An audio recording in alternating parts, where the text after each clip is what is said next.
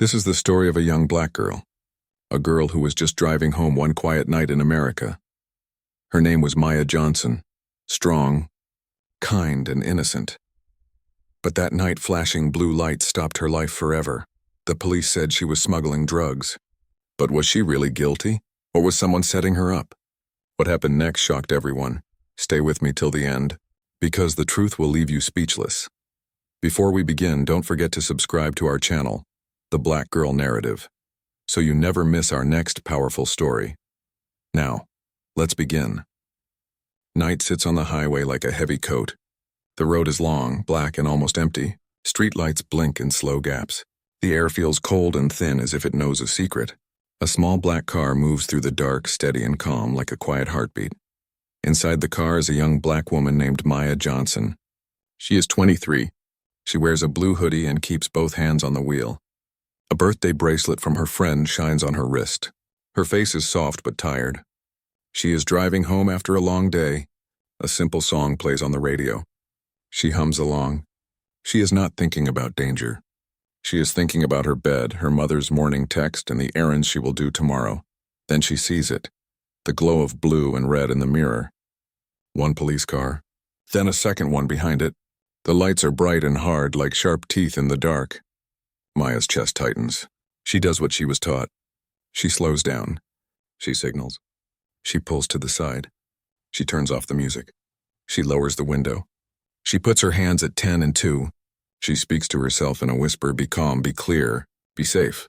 The road is empty except for her car and the 2 police cars. The night is too quiet now. Maya hears her own breath. She hears the crunch of boots on gravel.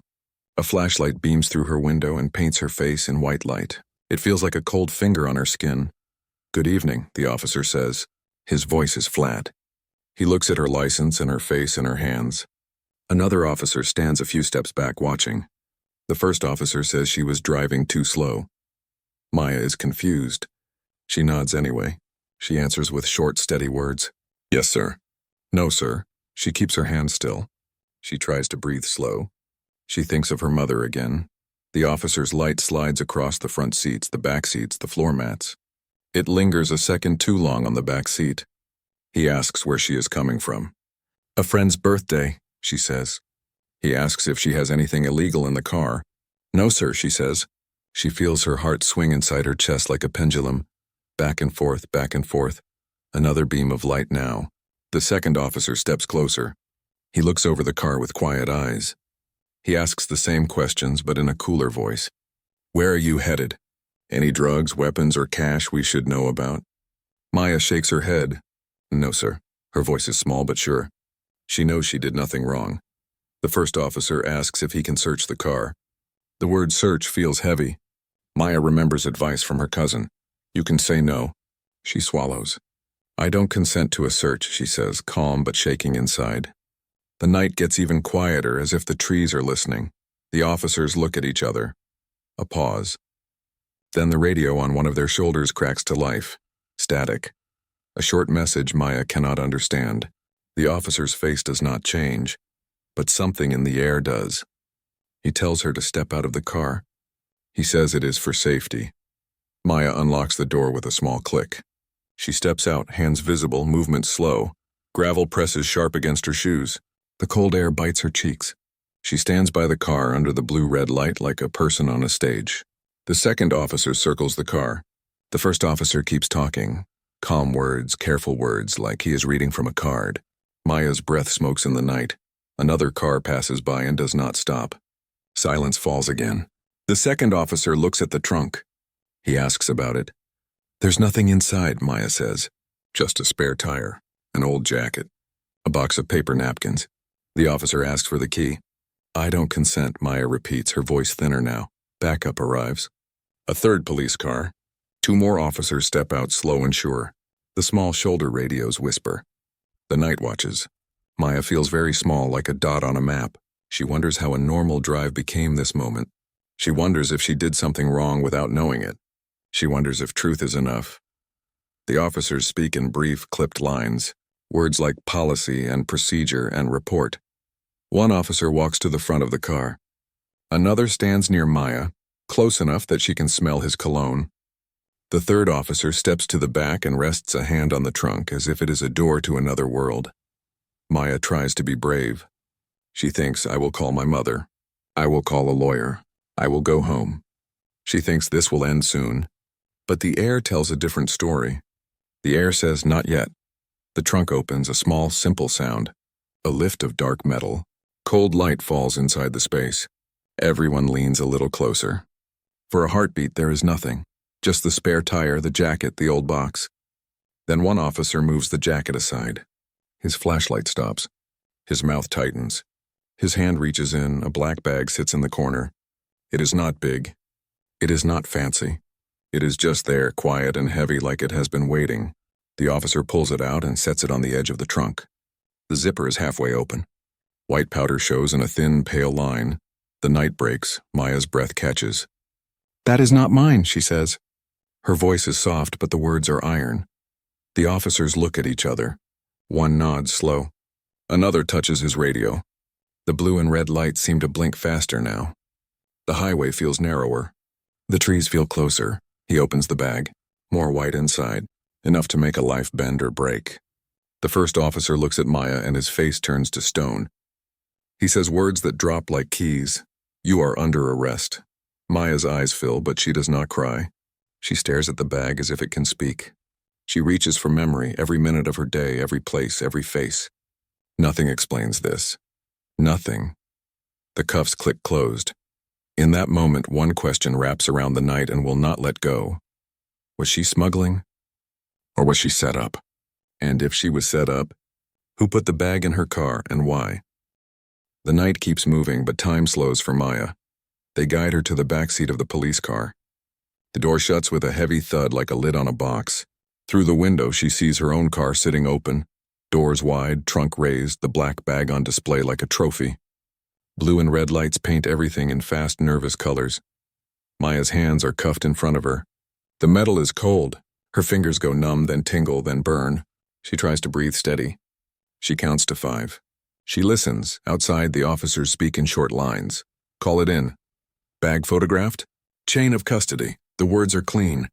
The scene is not.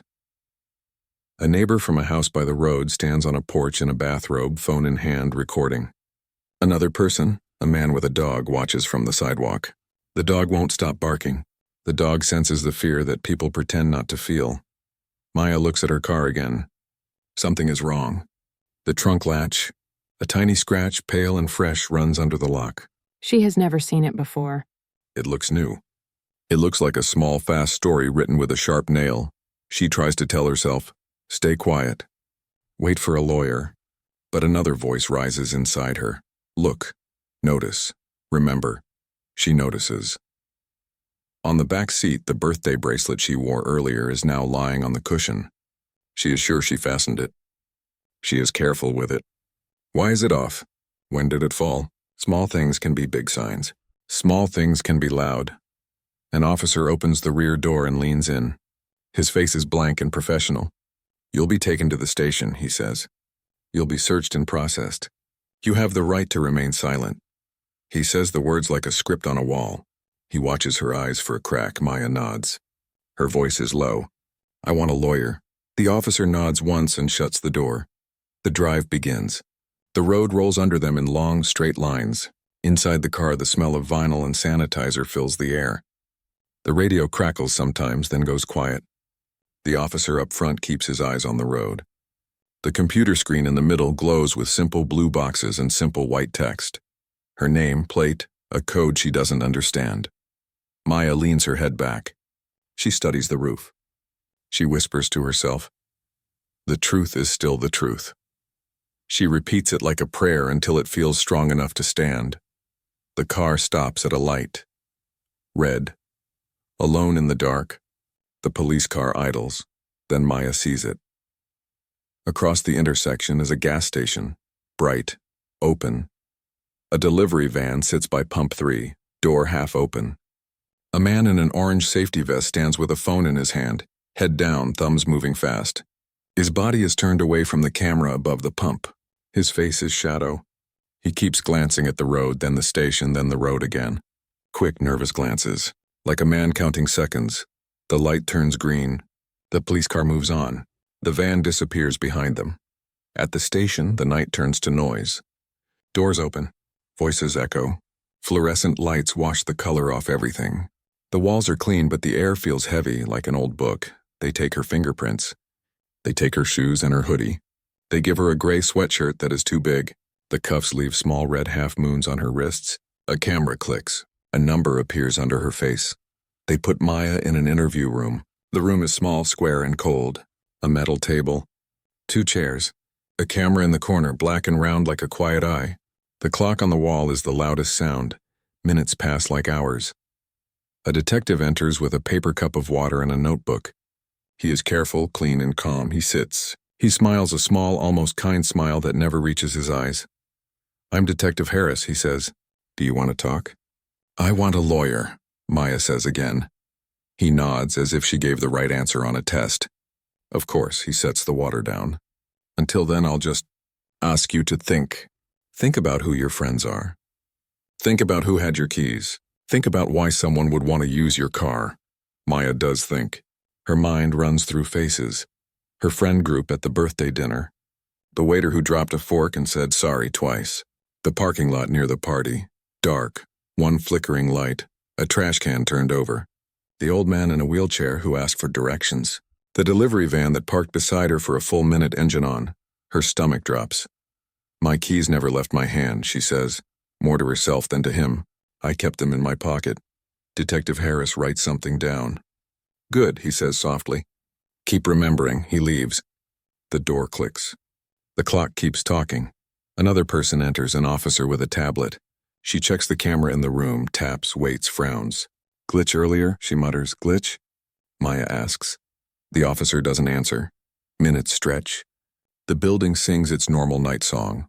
Low voices, a distant printer, the hum of vents. Then the door opens again. A second detective walks in, Detective Sloan. He has tired eyes and a coffee stain on his sleeve. He puts down a thick, clear bag. Inside is the black bag from Maya's trunk. He sits. He does not smile. "You want to see what was in your car?" he asks. Maya stares at the clear bag. The black bag inside looks smaller now, like it shrank in shame. "I didn't put it there," she says. "I know you say that," Sloan replies. He pulls on gloves. He opens the clear bag. He takes out the black bag as if it is a wild animal. The zipper whispers. White packets appear, wrapped tight. He lays them on the table like cards. Maya closes her eyes. Her breath shakes. Sloan watches her face. "Where did you stop tonight?" he asks. "Every place. Every minute." "I stopped once," Maya says slowly. "At a light by a gas station. I saw a van. A man in an orange vest." Sloan's eyes lift. Small, quick, almost invisible. "Orange vest?" He repeats. "Yes," Maya says. He kept looking at the road. "And the camera." Sloan writes this down. He taps his pen twice. "Did you park near a delivery van earlier?" Maya thinks of the restaurant lot. The dark, the flicker, the engine hum beside her car. "Yes," she whispers. "I think I did." Detective Sloan's jaw moves like a thought just bit him. He stands. "Wait here," he says. He grabs the bag, the notes, the fear in the room, and leaves. The door closes. The clock walks in circles. Maya stares at the camera in the corner. She wonders if it is on. She wonders if it ever turns off. She wonders who watches and what they choose to see.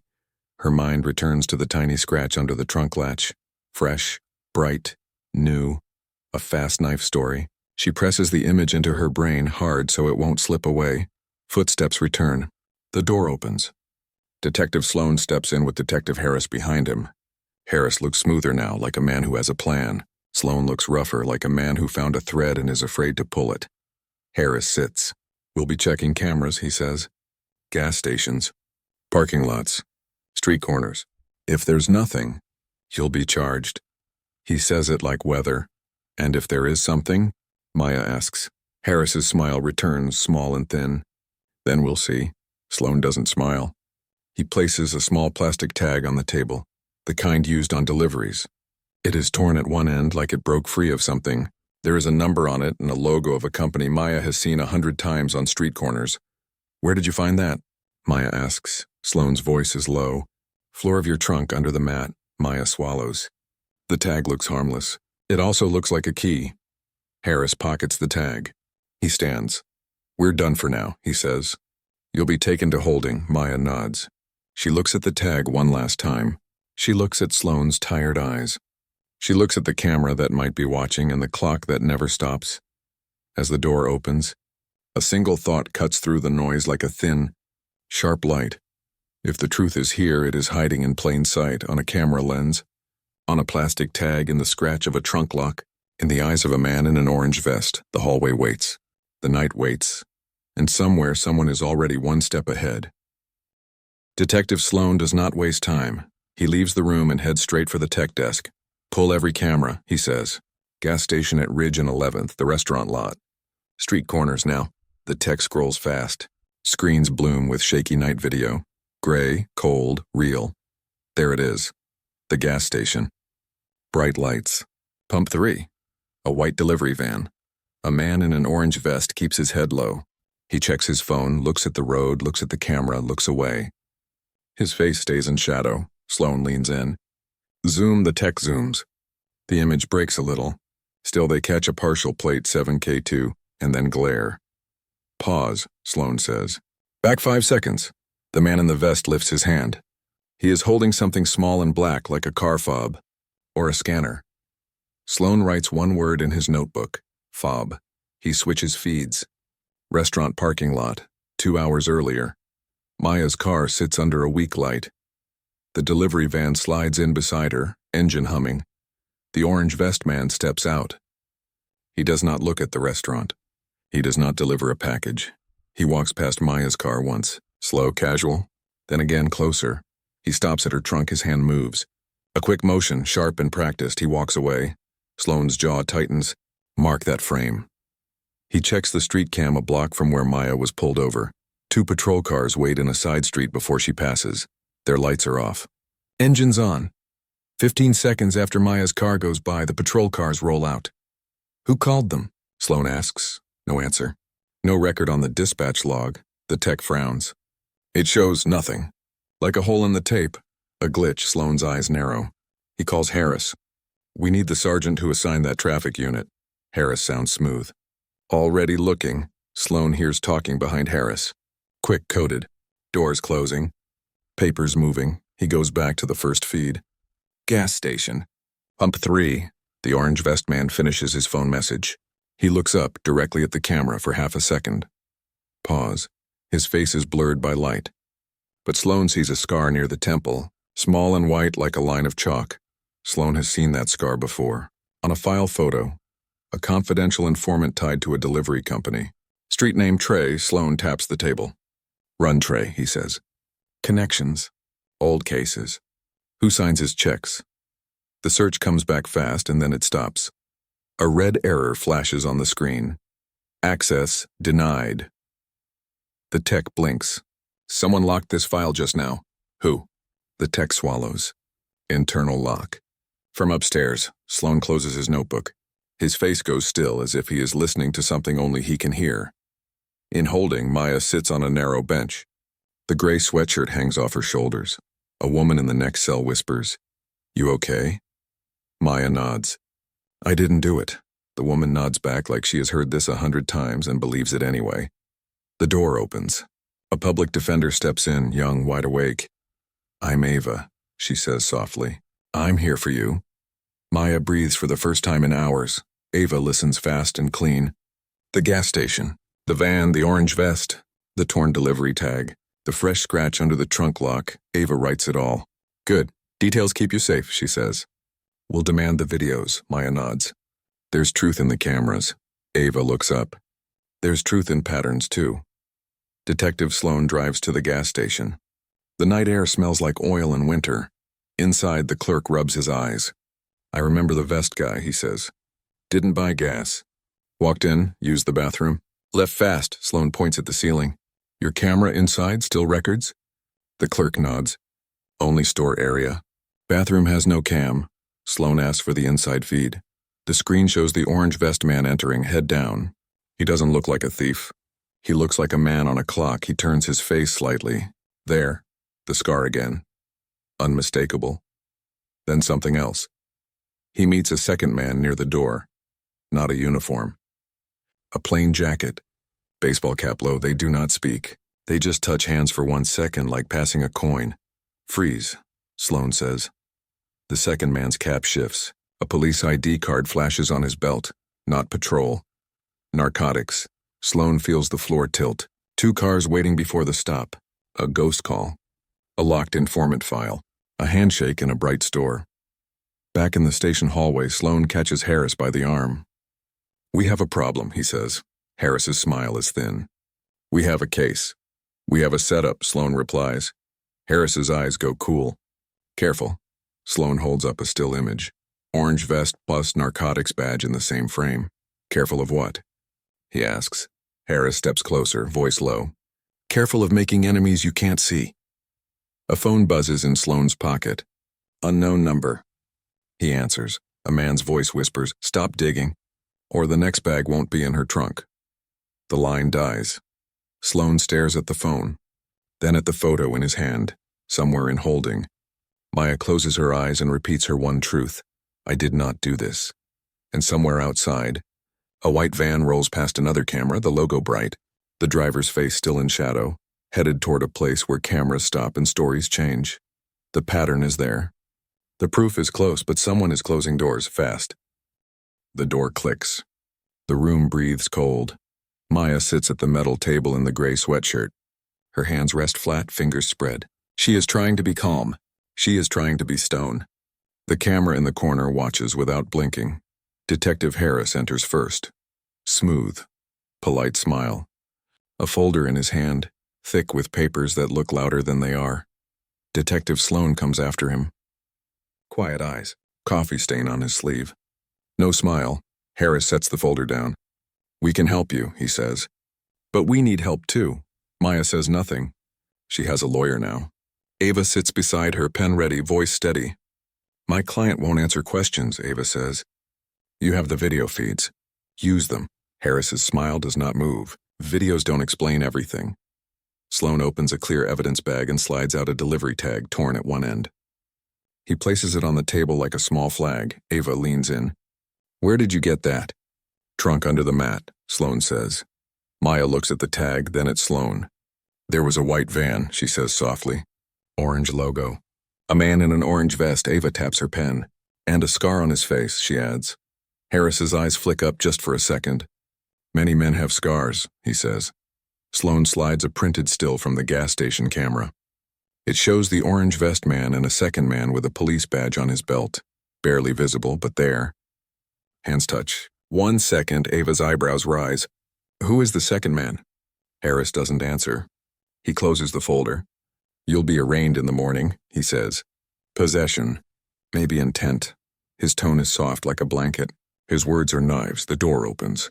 A sergeant steps in and whispers in Harris's ear. Harris listens, then turns to Sloan. "You're needed," he says lightly. "Upstairs now." Sloan does not move. "After this," he says. Harris's smile sharpens. "Now," he repeats. Sloan looks at Maya for half a second, an apology without words, then leaves. The room shrinks when he is gone. Harris gathers the still photo and the tag. "Chain of custody," he says. "We don't want things to get lost." Ava's eyes harden. "We'll be requesting copies. Every frame. Every log." Harris nods like he agrees with the weather. Of course, he exits. The door clicks again. Silence returns like heavy rain. Ava leans close to Maya. "Listen," she whispers. "They want fear." "Don't give it," Maya breathes slow. "They don't want the truth," she says. "They want the easiest truth," Ava replies. "We will make the real one louder." Upstairs, a different weather. Sloan stands in a narrow office with glass walls and thin blinds. Inside, the captain, a counselor from Internal Affairs, and a man in a gray suit Sloan has never seen. No badge, no name tag, only a ring with a square black stone. The captain speaks first. "You're off the interview," she says. "Narcotics will take it." Sloan's jaw sets. "Narcotics is in my video," he answers. The man with the ring smiles without warmth. "You have a theory," he says.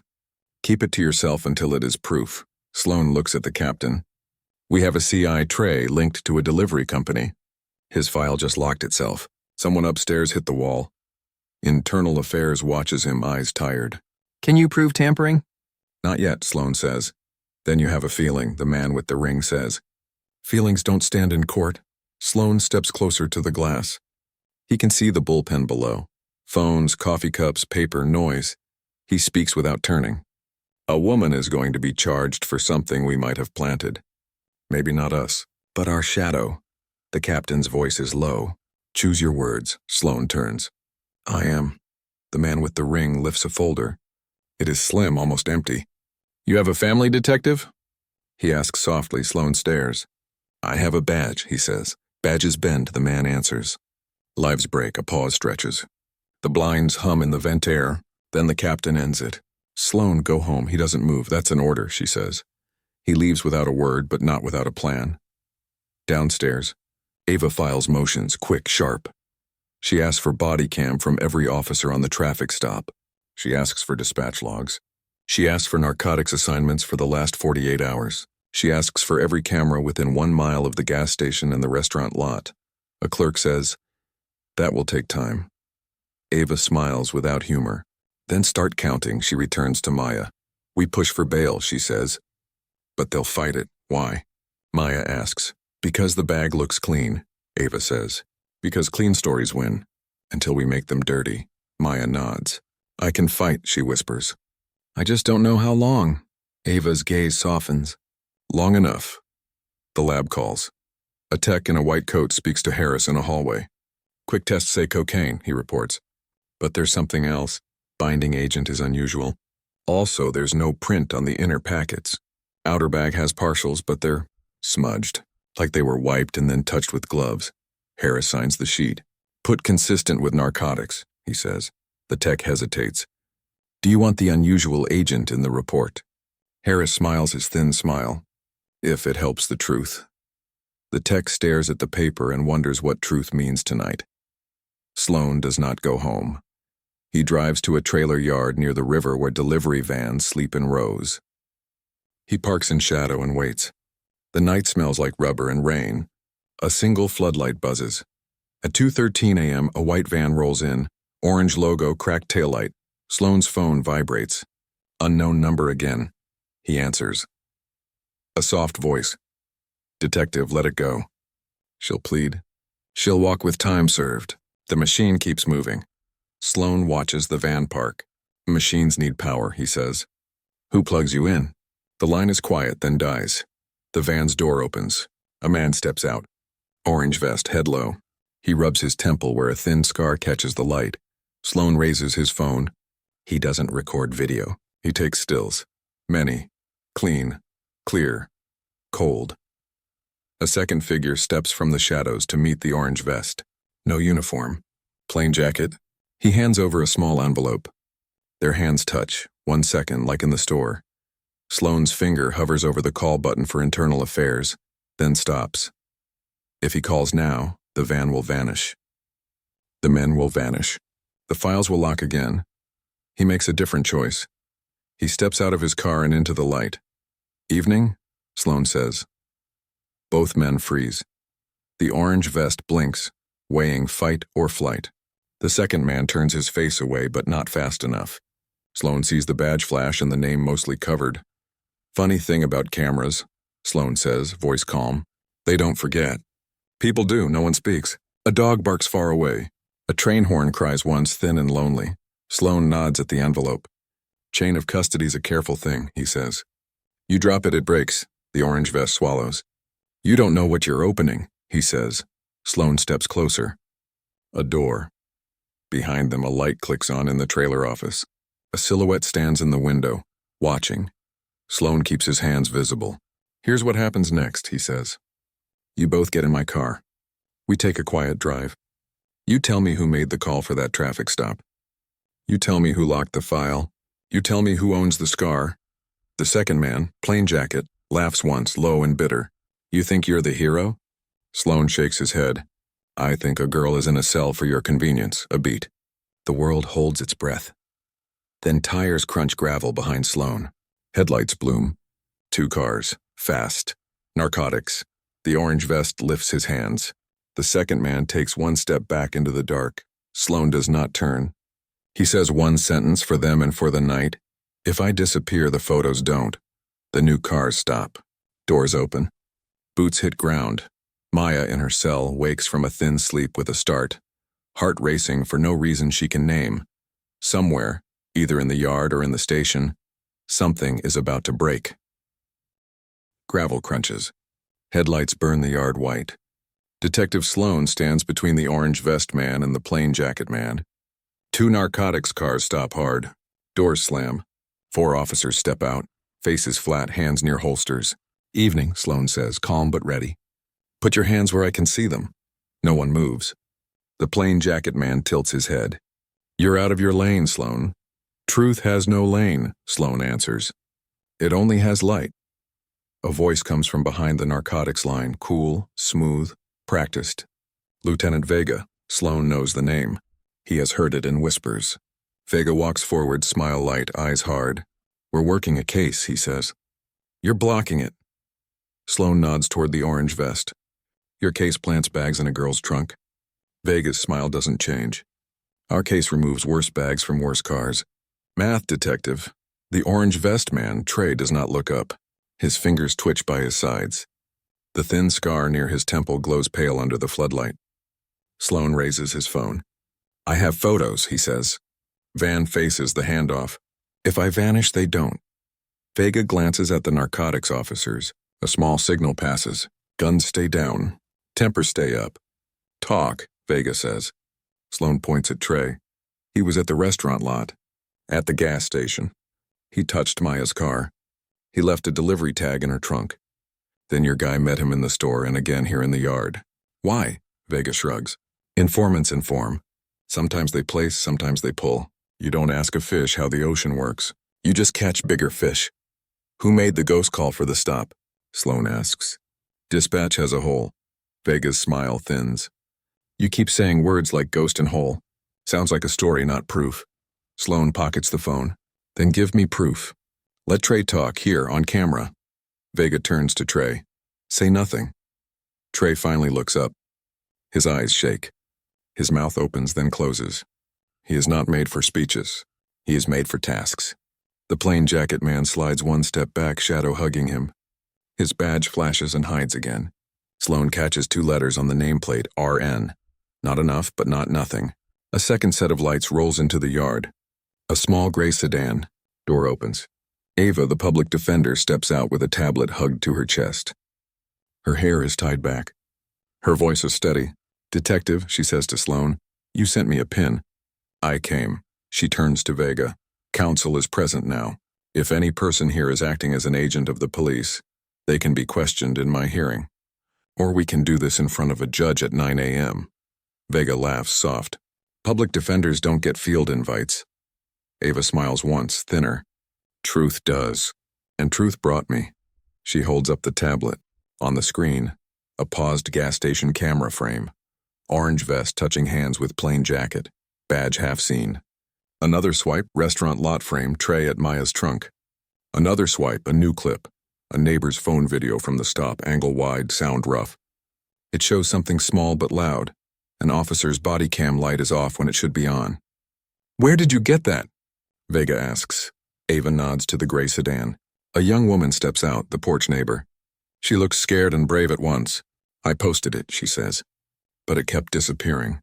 Someone flagged it. So I brought it. Ava's voice is clear. The internet forgets. People remember. Vega keeps smiling, but the smile is now work. Cute, he says. Is this the part where you all solve crime and I clap? Sloan steps forward, lowers his voice. This is the part where your informant file locked itself while I watched. And a ghost call hit a traffic stop. And a body cam slept. That's not math. That's design. Silence holds for one breath. Then Trey speaks, small and fast, words rolling out like beads from a broken string. I got a text, he says. Same as always. Same like last month. Tag the car, make it clean, then step away. A number sent it. It changes every time. I don't know the name. I only know the drop. Vega's head turns slow. Trey, no. Trey swallows. I'm tired, he says. I'm tired of carrying ghosts. What drop? Sloan asks. Trey points at the plain jacket man without looking at him. Him, phone to phone. The time, the place. He said, make it quiet, and I made it quiet. I thought it would end clean. It didn't. The plain jacket man's mouth hardens. He's lying. Ava taps the tablet. Cool. Then we'll take everyone's phones. Cell tower pings, texts, the whole tree. Vega exhales through his nose. Even if you pull logs, they'll be empty. Empty logs are loud, Sloan says. The yard feels thinner now, like the air is leaving. Vega looks past them to the trailer office window. The silhouette is gone. Far away in a dull cell, Maya sits awake. She watches the square of the door. Her hands are folded like prayer. She is whispering to herself, hold, hold, hold. A lock pops. The door opens. Harris stands there with 2 uniforms. Up, he says. Arraignment came early. Maya looks at Ava's empty bench, no lawyer, and stands anyway. Where is my attorney? On her way, Harris replies. Come. His tone is smooth. His eyes are winter. Back in the yard, Sloane's phone buzzes. Internal affairs meeting set. 30 minutes. Bring everything. Sloane shows the screen to Ava. She nods. Go, I'll hold the yard. Sloane looks at Trey. You're coming too. Trey shakes his head. You don't get it. I don't make it to the elevator. Ava steps between them and narcotics. Then we all go, together, film all the way. Your rules, detective. Vega lifts his hands, easy. Relax, nobody here is dying in a parking lot. He looks at the plain jacket man. Ride with them, he says. Help, be helpful. The plain jacket man stares at Vega. The stare is long and private. Then he nods once. The convoy forms. Sloane's car in front with Trey, Ava and the neighbor behind. The narcotics pair last, lights off, patience on, they roll. As they cross the bridge, Sloane's phone lights again. Unknown. He answers on speaker. A filtered voice, slow and calm. Detective, the girl you think you're saving will be charged in 10. Papers ready. Judge is friendly. If you walk into IA, your informant becomes a memory. If you turn left instead of right, your informant becomes an address. What address? Sloane asks. Pier 17, locker B12. The bag you want, the hands you want, the prints you want. 30 minutes.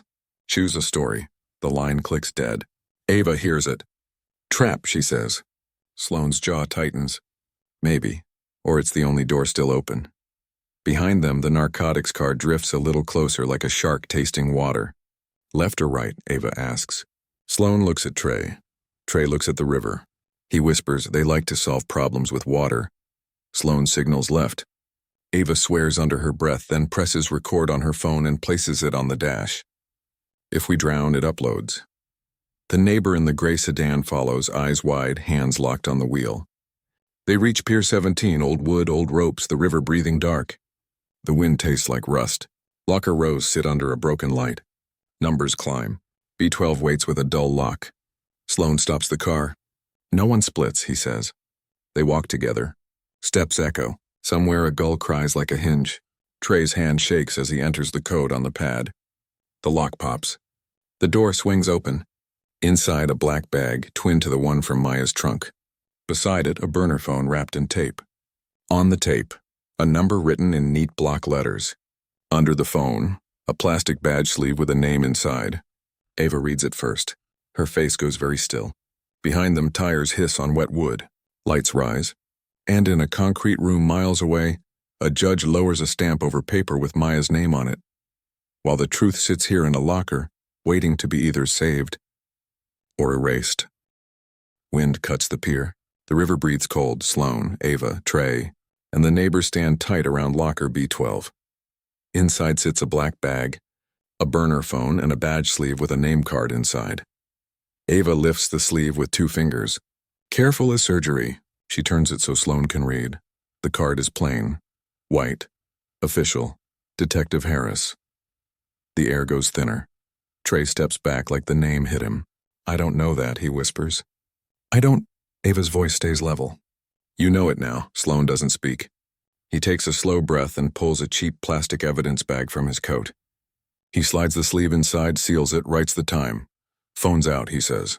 Live, not later. Ava taps her screen. Live. The red dot glows.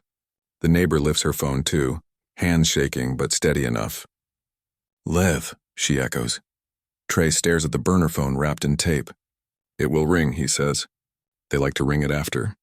To say done, Ava nods to Sloane. Gloves. Sloan pulls gloves on, peels the tape, and powers the phone. It wakes with a dull screen and 4 bars, no name. Only blocked in the call list over and over a text lands. One line. B12 clean? Ava holds the screen up to the live camera. Time-stamped, she says. We see you. Sloan types back, yes. Another text drops. Drop bag, walk away. Do not talk. Ava's eyes meet Sloan's. We are not walking anywhere. Sloan doesn't answer. He crouches and opens the black bag. Inside, white packets wrapped tight, a roll of fresh tags, and a small bottle with a printed label. Binding agent. The same strange word the lab tech mentioned. Same blend, Sloan says. Low. Same maker. Footsteps whisper on wet boards, tires hiss behind them. The narcotics car eases in, lights off. Ava looks up. We are live, she calls out, voice clear, camera high. Approach if you want the internet to meet your face. 2 officers step out slow. No guns, hands open, calm. The plain jacket man is with them, the badge half hidden. He stares at the phone in Ava's hand like it is a loaded thing. Close the locker, he says. This is evidence. It is, Ava agrees, and it is preserved on video. Another car glides in from the shadows. Not police, a dark sedan. The door opens and Harris steps out. His smile is the same. Soft, clean. Winter. Counsel. He nods to Ava. Detective. His eyes do not touch the camera. They do not touch the badge sleeve bag in Sloan's hand. They do not touch the name on the card. His name, Ava, moves first. She lifts the sealed bag high. Your chain of custody just got interesting, she says. Harris studies the river. Names get copied, he says. Badges get lost. Cards get stolen. My name in a locker means nothing. Sloan's voice is quiet. A card, a bag, a binder label that matches the lab, a phone giving orders, and a ghost call for the stop. Harris shrugs. Stories. The burner phone buzzes in Sloan's glove. Incoming call. Blocked. He answers and hits speaker. A filtered voice fills the damp air. Calm, slow. You took the left turn, detective. Brave. Ava angles the live camera toward the phone. Say hello to the world, she says. The voice pauses, then chuckles. The world forgets. Sloan's eyes do not move. Names don't. He points the phone at Harris, at the plain jacket man, at Trey. Who are you calling? Silence. Then the voice says, You are standing on rotten wood. The girl will be charged in 5. Paper's already warm. Walk away and live to fight a safer day, Ava answers, calm and sharp. We filed an emergency motion. New exculpatory evidence. The clerk pinged the judge. Your stamp will have to wait. A single car horn echoes across the water. One long note. The voice says, You're not the only one who knows how to file. The call ends. Sloan pockets the phone and looks at Harris. You moved her arraignment, he says. You took the tag. You trimmed the lab report. You said the camera glitched. You smiled. Harris's smile stays. You should sleep, Sloan. Ava breathes once, choosing a path. We're not leaving this locker, she says to the live stream. We're calling internal affairs from here. On speaker. On camera, she dials. The ring climbs. A voice answers. Hey, this is Attorney Ava Noor. I'm live. We have a bag, a binder, a burner, a badge sleeve with Detective Harris's card. We are at Pier 17, Locker B12. Send someone who still believes in paper and ink. Stay put, IA says. Units rolling. The plain jacket man shifts weight. He looks at Harris. A thin crack shows in his calm. Trey watches the river. They like water, he whispers again. They like drops no one sees. Sloan looks at Ava. We split it, he says. Half the story stays. Half moves. Ava nods. Do it fast, they work like a clock. The badge sleeve stays with Ava, sealed, pressed to the live camera. The burner phone goes into Sloan's pocket with the SIM removed and slid into Ava's shoe. One packet from the bag drops into a second evidence pouch for independent testing. Trey writes the padlock code on Ava's hand. Proof this place is real. Headlights grow on the road. But not IA. Narcotics again. 2 more cars. Quick. Quiet. Ava whispers. We need witnesses. The neighbor nods and turns her camera toward the license plates. I have them. Harris steps closer to Sloan, voice almost kind. You can still be smart. You can say you chased a bad lead, hand me the locker key, and go home. I'll write it soft. You'll keep your desk. Sloane's face does not move. You put a girl in a cell to feed your numbers. Harris's eyes flash just once. I feed cases. You feed dreams. Ava steps between them. We feed the record, she says. On this date, at this time, at this locker, you tried to take evidence off camera.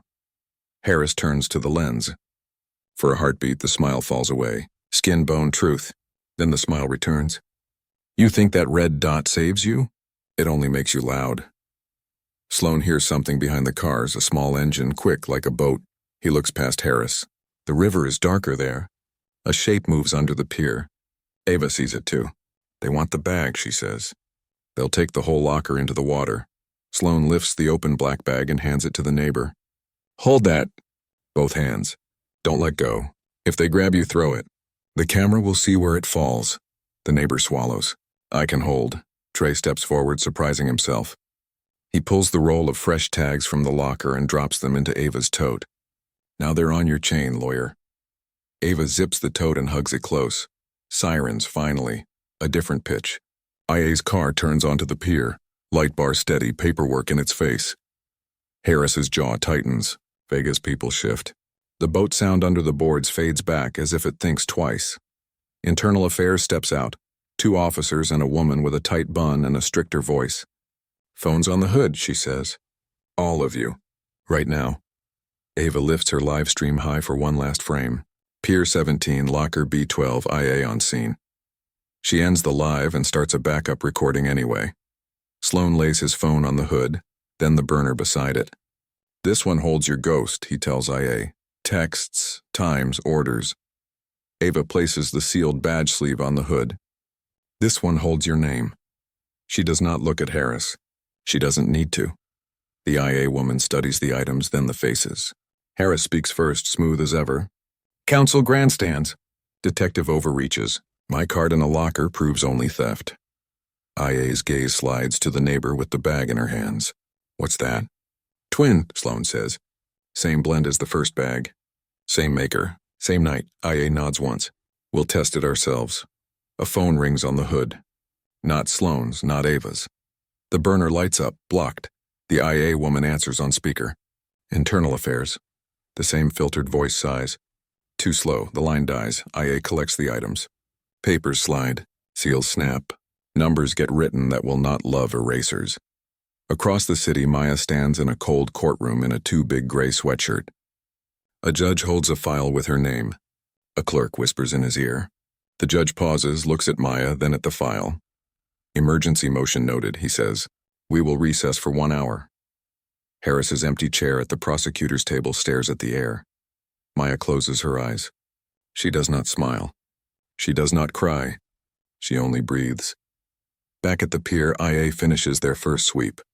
Detective Sloane, the woman says, you're on leave. You will surrender your weapon and car. You will not contact witnesses, Sloane nods. Understood. He doesn't look beaten. He looks focused, like a man who found a door and put his foot in it. Ava turns to the neighbor. You saved her, she says. You and your porch and your camera. The neighbor holds the bag tighter and shakes her head. Not yet. Harris walks past, escorted by IA. He stops just close enough for a final whisper. The world forgets, he says again. Ava leans in. The world forgets. Files don't. Harris's smile slips for half a breath. Then he's gone into the night, into a system that still thinks it can clean its own hands. Sloane looks at the river, then at Ava. Part of them will try to bury it, he says. Ava nods. Then we dig faster. Trey stares at the empty locker. He rubs the thin scar at his temple. They'll come for me, he says. Ava meets his eyes. Then you stay with us. You speak under oath, and we make the truth too heavy to move. The pier creaks. The city hums. Somewhere a judge resets a clock. Somewhere else, a server stores a live video that will not be easy to erase. The machine still turns. But now the gears show, and morning is getting close. Morning cuts the city open. Light finds every dirty corner. Maya stands in court again. Gray sweatshirt, tired eyes, but now the room feels different. Ava is beside her, calm and sharp. The neighbor sits in the front row, hands tight around a phone. In the second row, Trey keeps his head down. A quiet officer from Internal Affairs stands near the door, holding a sealed box like it is a heart. The judge enters. Papers shuffle. The air waits. Ava rises. Your Honor, new evidence. A second bag, a burner phone with live texts, a badge sleeve, Detective Harris's card, video from a gas station, video from the stop where a body cam was off, a lab note, a rare binding agent in both bags. We've also filed a log of a ghost call that triggered the traffic stop with no dispatch record. The prosecutor clears his throat, flustered. Harris's chair is still empty. Your Honor, defense is spinning stories with internet videos. The IA woman takes one step forward. We are not internet videos, she says. We seized a bag, a phone, and a badge sleeve last night at Pier 17, locker B12. She sets the sealed box on the table. The sound is small. It feels big. The judge looks at Maya. For once, someone in power actually looks. State? He asks the prosecutor. The prosecutor flips papers, stalling. We ask for time to review. Ava answers before he can hide. We ask for dismissal, or at minimum, release. The chain of custody is broken. The stop is suspect. The evidence smells like water and fear. The judge leans back. He reads one sheet, then another. He breathes. The room breathes with him. Bail is vacated, he says at last. The defendant is released on her own recognizance. Hearing on dismissal in 72 hours. Internal Affairs will audit the evidence. Maya doesn't cheer. She doesn't move. She only closes her eyes and lets one long breath leave her chest like a storm passing over water. Ava squeezes her hand. We're not done, she whispers. But you are walking out today. In the hallway, the press waits, small cameras, big eyes. Ava shields Maya with her body. No statements, she says. Not yet. Sloan stands by the wall, no badge on his belt, tired and stubborn. He nods once at Maya, then at Ava. Thank you, Maya says, voice thin but strong. Sloan shakes his head. You saved yourself. You remembered the van. The IA woman passes, flanked by two plain suits. She stops long enough to say, We traced the blocked caller. Ava's eyebrow lifts. To who? The IA woman's mouth is a straight line. To a desk phone inside the building, rerouted, masked. The path ends in narcotics. Lieutenant Vega? Sloan asks. We're not saying names, she replies. Not until the locks change. She walks on. The box goes with her. Outside, the sun is cold but honest. Maya steps onto the courthouse steps and feels the ground again. The neighbor cries and laughs at the same time. Trey hovers near the edge like a shadow deciding what to be. A black sedan pulls up too close. A door opens. Harris steps out smooth as ever. Winter smile on summer pavement. He holds a paper cup like this is any morning. Two IA officers close in behind him. Harris raises his hands, making a small show of being calm. Counsel, he says to Ava. You look good in daylight. Ava meets his eyes. So does evidence. IA doesn't cuff Harris, not yet. They take his badge and gun. Paper first, public second. The moment looks quiet. It is not. The neighbor films. People watch. Trey stares at the ground. Sloan steps close enough for truth. You said the world forgets, he tells Harris. You were right, he holds up his own phone. So we wrote it down. Harris's smile finally cracks, just a hair. He glances at the courthouse doors, at the cameras, at the street. You think this ends me? He asks. Ava tilts her head. No, this begins you. IA guides Harris to the car. The door closes. The sedan rolls away into a world that suddenly has more paper than excuses. They walk, Ava, Maya, Sloan, the neighbor Trey, down the sidewalk like a small parade of survivors. Where do we go now? Maya asks. Home, Ava says. Then back. We still need the judge to drop it. Sloan falls in step beside Trey. You owe a story, he says. Trey nods, eyes wet. I'm tired of ghosts, he whispers. I'll talk. They reach the corner. Vega waits there, leaning on a lamppost like it's his. No smile, no jokes. His eyes are a quiet storm. You just pulled a thread, he says to Sloan. Threads make ropes, Sloan replies. Vega looks at Trey. For a moment, Trey is 10 years old. Then Vega looks at Maya. Open, honest, angry Maya. He doesn't hold the stare. This isn't done, Vega says. And that is both a warning and a promise. Good, Ava answers. We like not done. It keeps people honest. Vega walks away. The world does not tilt. It only hums. 3 days pass like 3 years. IA sweeps hard. The burner phone gives them tower pings, timestamps, message windows. The badge sleeve gives them a path. Who printed cards, who ordered extras, who logged them missing. The bags give them matching agent signatures like a chemical fingerprint. Camera clips become a spine.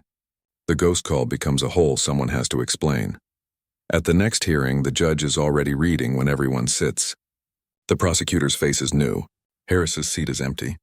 Vega's seat is empty. The world is full of empty seats that used to feel powerful. Case dismissed, the judge says at last, voice clear as glass. With prejudice. He looks at Maya again. Ms. Johnson, you are free. Silence, then breath, then the soft sound of a neighbor's sob. Ava's hand on Maya's shoulder. Sloane's nod that is not victory, only relief. Maya steps outside into strong light. She stands still and lets it touch her face. She isn't smiling big. She isn't making a speech. She is choosing something lighter than fear. Reporters rush. Mike's Bloom. Ava moves to block, but Maya lifts a hand. One thing, she says, they quiet. This is my truth, Maya says, simple and steady. I was not smuggling. Someone set me up. People with badges. People who forgot that truth is work. I was lucky. Most people aren't. Believe women when they say that's not mine. Believe a camera when it shows what a report hides. And keep your own record. Of everything. She looks at the neighbor. Thank you for filming. She looks at Trey. Thank you for speaking. She looks at Sloane.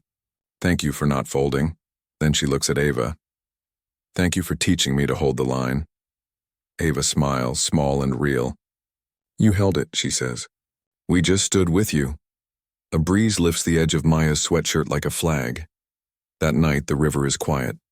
Pier 17 is empty. Locker B12 hangs open. No secrets left inside. Vega stands alone at the rail, hands in his pockets looking at the water. He isn't smiling. He isn't talking. He is thinking about machines and gears and how loud they can scream when one tooth breaks. Behind him, footsteps stop and wait. A voice with a square black ring says, We build again. Vega doesn't turn. Then build clean, he says, and for the first time he sounds tired. Maya walks into her mother's small kitchen. The smell of tea. The sound of a quiet radio. She sits, they don't talk at first. There are some silences that heal faster than words. Finally, Maya whispers, They didn't find drugs. They found my fear. Her mother takes her hand. And then you found your voice, Maya nods. The road was dark, she says, but I made it home. She looks at the camera on the table, the one she will use for her own story. She presses record, red dot, not for pain, for power. Tonight, she says, soft but firm. I tell you my truth. Was I smuggling or set up? You know now. She leans closer, eyes calm, voice clear. And this time, the world does not forget.